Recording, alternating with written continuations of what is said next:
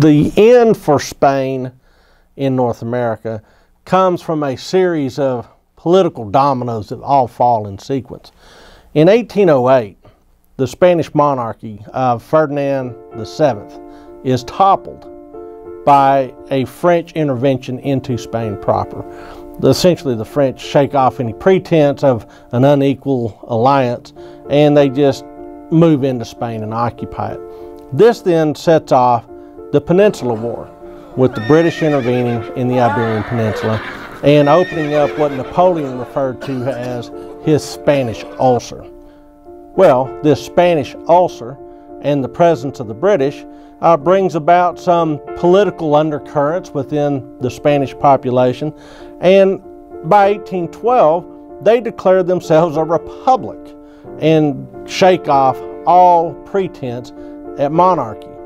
While that is going on in Spain, there's issues going on over in Mexico. There's a priest by the name of Father Hidalgo. And Hidalgo and some of his co-conspirators have formed a literary club. This literary club is actually reading political theory.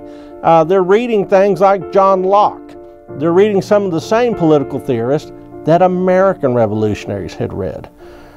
Well, with the derangement going on over in Spain, essentially colonial officials have been left up to their own hook to sort out what was going on in the far fringes of the empire. In Mexico, this meant that they became uber royalist. They became super royalist, and they looked to stamp out any sort of flames of revolutionary or republican fervor. When the royalists learn that Hidalgo and these other guys are getting together and reading literature, they go in to arrest them. Hidalgo flees and decides that the only way out of this mess is to begin a revolution. And on the 16 de septiembre, the 16th of September, he issues his famous Grito de Dolores, which in part says, "Long live religion, long live Our Lady of Guadalupe, and long live the Americas, and death to the corrupt government." So, what does he stand for? He stands for the Church, the Virgin of Guadalupe, and overthrowing the government. Unlike American revolutionaries, however, he doesn't lay out the causes. He does not lay out what he will replace it with. All he does is open up the lid on all these tensions, these aspiring criollos, these agitated and aggravated underclasses. He essentially says, you know what, we're not going to pay any attention to the royalist government anymore because we really don't know where anybody stands, and the mobs rise up. Very quickly, he raises an army of more than 80,000 men, women, and children, and they essentially go on a rampage. And the people that they especially vent their violence against are Peninsulares and Europeans.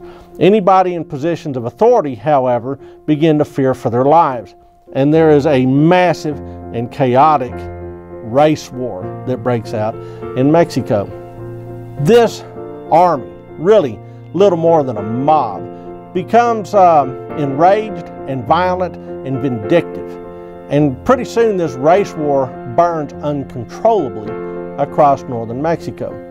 Ignacio Allende, a Criollo officer, takes command of this rabble and tries to organize it into some sort of regular formation, but he has very little luck. Now, this army, because of its size and its fervor, has some very early successes. They drive the royalist garrisons all the way down into the central part of Mexico. But there, even though they succeed in defeating a much smaller royalist army near Mexico City, Hidalgo decides that it's probably best to turn around and reorganize. Second thing he feared was, if in fact this insurgent army captured the capital, they would probably burn it to the ground. So, even though he beats the royalist army, he decides to withdraw.